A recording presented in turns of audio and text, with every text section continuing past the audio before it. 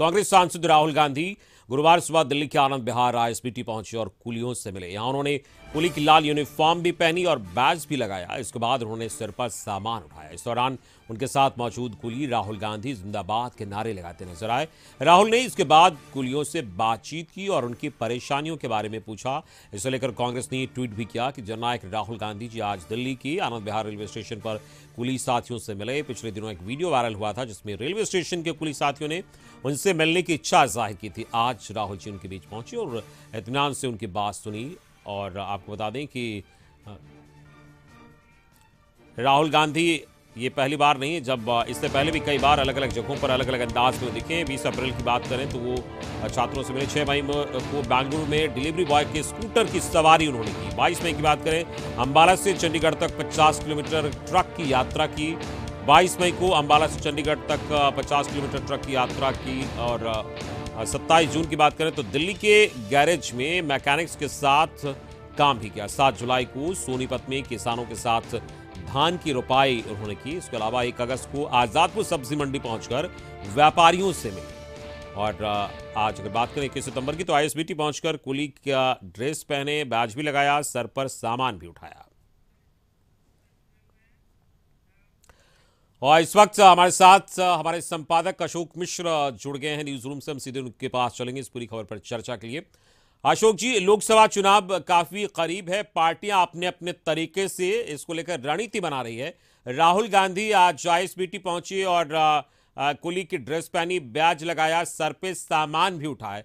और इससे पहले भी कई बार वो अलग अलग जगहों पर कभी धान के खेत में पहुंचकर धान की रोपनी किए, ट्रक की सवारी की, डिलीवरी बॉय के साथ बैठे। तो मैच ये कि ये चुनावी कसरत है या वाकई ग्राउंड जीरो पर जाकर परेशानी समझने में सहूलियत होती है? कैसे देखते हैं आप इसको?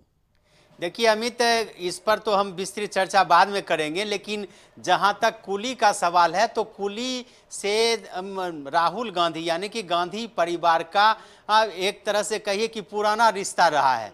और आपको याद होना चाहिए कि जिस समय अमिताभ बच्चन अपनी फिल्मी दुनिया में सबसे सुपरस्टार माने जाते थे, उस समय कुली फिल्म की शूटिंग के दौरान वो घायल हो गए थे। और उस समय आप याद कीजिए कि तत्कालीन प्रधानमंत्री ने जाकर के अस्पताल में मुलाकात की थी अमिताभ बच्चन से और उनके स्वास्थ्य की पूरी जानकारी ली थी। और एक तरह से कहिए कि पूरी तरह से उनके स्वास्थ्य की देखभाल के लिए प्रधानमंत्री चिंतित थे।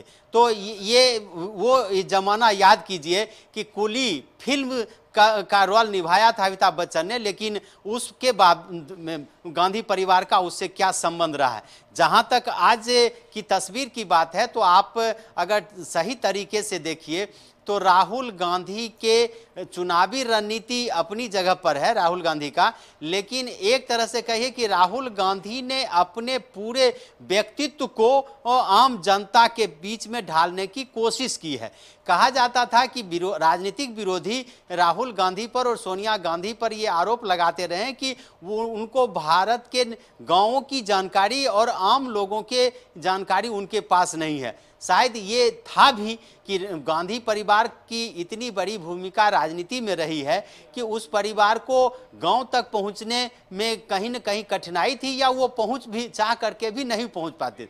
राहुल गांधी के पिता राजीव गांधी भी जब विपक्ष में आए थे तो उन्होंने, आपको आश्चर्य लगेगा कि उस समय की एक पैसेंजर ट्रेन थी बिहार में जिसको धुरियान एक्सप्रेस कहा जाता था और वो धुरियान पैसेंजर थी। वास्तव में वो दरभंगा से चलती थी, भागलपुर होते हुए वो जाती थी कोलकाता तक, लेकिन उस ट्रेन में सफ़र राजीव गांधी ने किया था। शायद लगता है कि राहुल गांधी को लगा कि अगर देश की जनता ने उन्हें नकारा है तो कहीं न कहीं वो देश की जनता की नब्ज पहचानने में विफल रहे।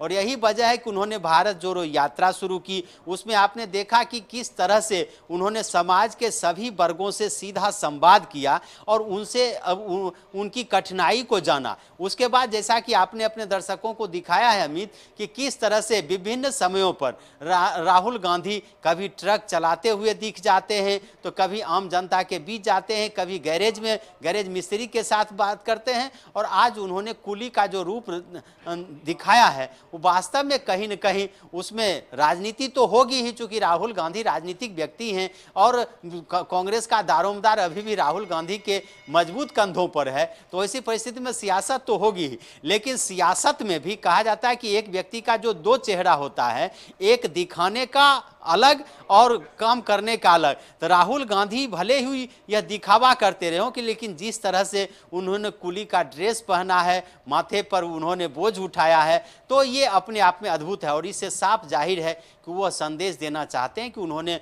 भारत के गांवों को नज़दीक से देखा है, उसके मजदूरों को देखा है, और समाज के जो पिछले तबके के लोग हैं, जो दैनिक मजदूरी से अपना भरण पोषण करते हैं, उनको करीब से देखा है कि आखिर उनके पीछे कौन सी कठिनाई है और उसे कैसे दूर किया जा सकता है। अमित, चलिए, इस पूरी बातचीत के लिए बहुत बहुत शुक्रिया अशोक जी आपका। हमारे संपादक अशोक मिश्र इस वक्त जुड़े थे, बता रहे थे कि इस तस्वीर के पीछे किस तरीके से क्या सोच है, और राहुल गांधी अलग अलग जो समाज के वर्ग हैं उनके बीच जाते हैं और निश्चित तौर पर उनकी परेशानियों को समझते हैं। आज इस तरीके से आईएसबीटी पहुंचकर जो कुली हैं उनके साथ उन्होंने बातचीत की।